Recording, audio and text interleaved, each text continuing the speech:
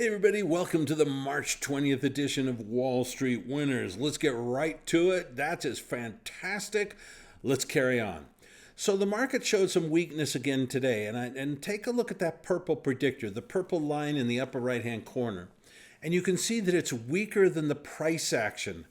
And then look at the huge volume there on Friday, although that's related to options expiration, so we don't want to spend too much time thinking about that. But the purple predictor shows that the smart money is doing some selling here.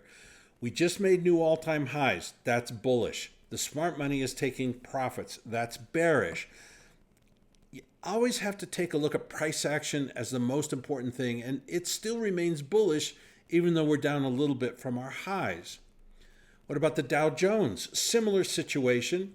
We got a little bit of an uptick in selling pressure, a little downtick in buying pressure, but buying pressure is still solidly bullish. So this looks pretty good too. NASDAQ, not so good, but let me show you something interesting. So we had the same price kind of action, but notice that the purple predictor turned bullish.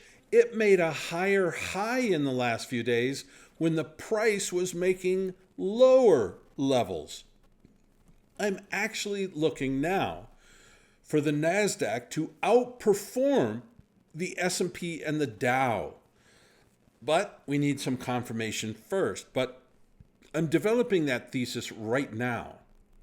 Seasonality, bullish. It's on a buy signal. Utilities, neutral. And here we see that from Stock Trader's Almanac that it's kind of mixed bag. It's kind of sideways here for the next couple of weeks. And that sounds fine to me. We're really going to be in a mixed bag for several months until we get to the fall. And then I think at this point, and I'm, projecting too far into the future to be comfortable, I think we're going to have a significant break, a significant decline, a bear market in the fall. But we need to have a few things happen first. And as soon as I know that there's going to be one, I will let you know. Of course, you will be the first to know about it. Asset allocation, we're still sucking money from the bond market into stocks, so that's very supportive of the market. They want risk. The stock market risk indicator is now at a new all-time high. We hit that this week as well. So once again, the market is saying we want to be in stocks, but there's a few little shaky things there, not enough to turn me bearish, but enough to make me cautious. Global shares, roughly the same. Yield curve, now you can see it's accelerated to the upside. And normally I would find this very bullish.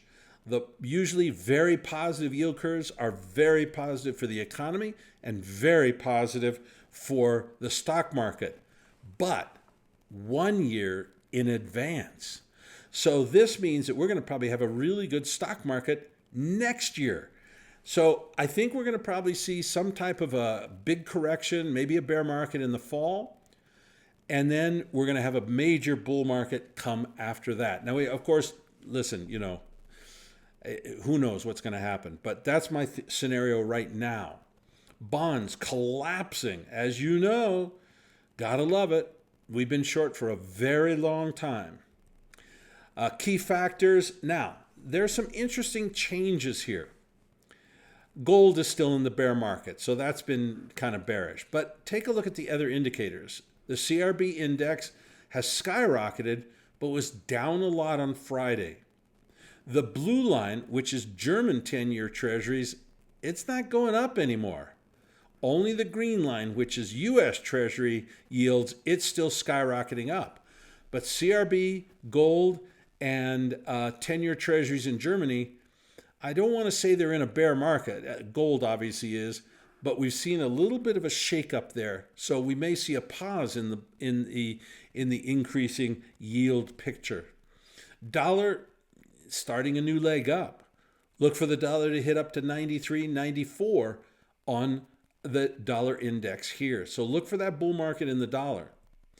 And that's going to make gold now start to take another leg to the downside. So we got to be, I wish I could get short gold, but it's been such a crappy bear market that I can't find a good low risk way to enter the market on the short side. But definitely, If I had a position, I would want it to be short. Gold indicators, pretty much neutral right now. So I'm not looking for a big bear market. I'm looking for a sluggish bear market. Crude oil collapsed. This is kind of interesting to me because this has been one of our indicators that has told us that the economy was strengthening. Now, real-time indicators such as the price of oil, the price of copper, the unemployment claims that came out last week, these are all pointing to a stagnating economy. We may have a double dip recession. I will keep you posted, but right now my thesis is we will have a double dip recession, and that double dip recession is what's going to cause us to have a significant bear move, maybe a bear market even. So we need to be on the watch. Now, those are not affecting the market now. Those are future events because, of course, you watch Wall Street Winners because you want to know what's going to happen down the road. And Bitcoin, as you know, we're bullish, but I'm not as excited as we were before. Take a look at the purple predictor. The purple predictor had been very bullish, and that's what got us bullish. $35,000 ago, okay? And we got bullish on it, and we got bullish, we got long. So now you can see that the purple predictor over the last couple of months has been going sideways. That's that purple line. So as the price was going up, the purple predictor was actually making lower highs while Bitcoin price is making higher highs. And when that happens, you got a problem. So if you're long Bitcoin, I'd get out. If you're a trader, I'd get out. I think that we're seeing the smart money take their profits right now in Bitcoin, and we nearly always want to follow what the smart money is doing. Okay, freebies, love having you here. Fully paid up members, hold on for just a second.